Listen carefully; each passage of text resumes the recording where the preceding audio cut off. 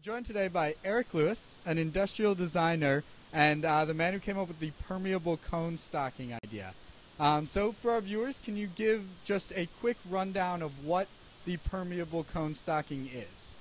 I'd be happy to. It's a device used to corral the oil that's leaking right now in the Gulf of Mexico up to the surface unimpeded and without getting involved in the very complicated chemistry and physics of the extreme pressure in that deep ocean environment.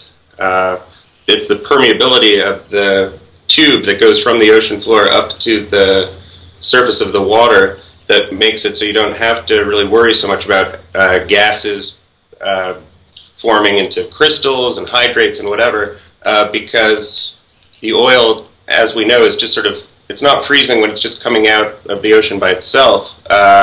So why not just try to find a way to herd it, as it were, towards where you want it to go? I guess that's the concept at large. So that's, yeah, the big difference is the permeability of so yeah. Okay, and now what are the drawbacks? What's the difficulties to something like this? Like, why aren't we just seeing this being done right away? I'm not sure exactly. It's possible that it hadn't really been thought of in this way before. That maybe one doesn't have to stop all the oil from leaking. This would obviously have some amount of leakage, and that maybe BP is only interested in a fix that can really guarantee 100% yield on all the money that they've put into finding the oil in the first place. I'm not entirely sure. Right. Now, and this morning I've heard a lot of talk about essentially just clogging it up with junk and then cement sealing it over. Why would you say that this might be a better idea than that? Well, because I'm not an engineer, I'm not really sure if I can back up any hunches that I have about why this would be better, but at the very least, this would be something that could be employed, within a week or however long it takes to sew something, a mile long, while they're even, further refining these other Plan Bs and Cs and whatever. So it might not be an either or, but it could be something to have in the future. Like this could be a backup plan to have on hold for any kind of oil spill. So. Yeah, I'm not sure. It is interesting that they're talking about throwing like garbage down into the into where the oil's going out from. I don't know. It just sounds that's above my pay grade, I guess one would say. Okay. Now the permeable cone stocking, this wouldn't be a permanent solution, would it? No, not at all. So what exactly it would essentially be? It would help us to just keep the oil from spreading, essentially. Exactly. It would.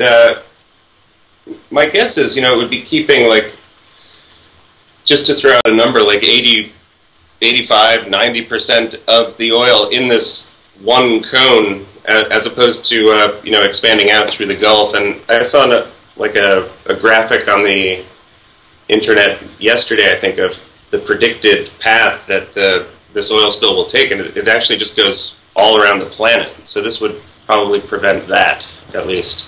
Okay, and then. So what would happen to the oil then? It would come to the top of this cone, and what exactly happens then? Well, in the drawing that I did, not the best drawing, but I figured that getting it out there was more important than having it look great. The very same boats that are holding up the stocking at the surface could also have hoses that go right to just under the surface of the inside of the stocking where all the oil has risen to, and just suck up all the oil that's right there. There would actually be very little removing of salt water, I think, that they do. They have some process for separating seawater and oil when they do this kind of drilling. But because oil naturally goes to the top, they would just have to stick a hose. I don't know, can you see this drawing? Yeah, and I've got the picture here with me as well.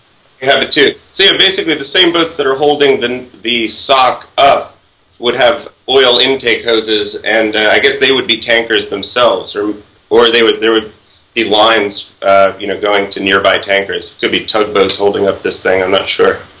Okay. And so we would still be they would be able to collect and use this oil then, right?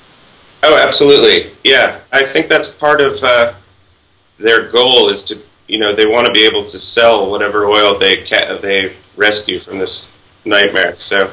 Right. I know you emailed someone at BP, and I know they said, I think this morning, that they're open to ideas. They're asking people to send in ideas. Have you heard anything back yet? I haven't heard anything, no. But my diary on the Daily Coast has gotten a big response. Yes, so, yeah.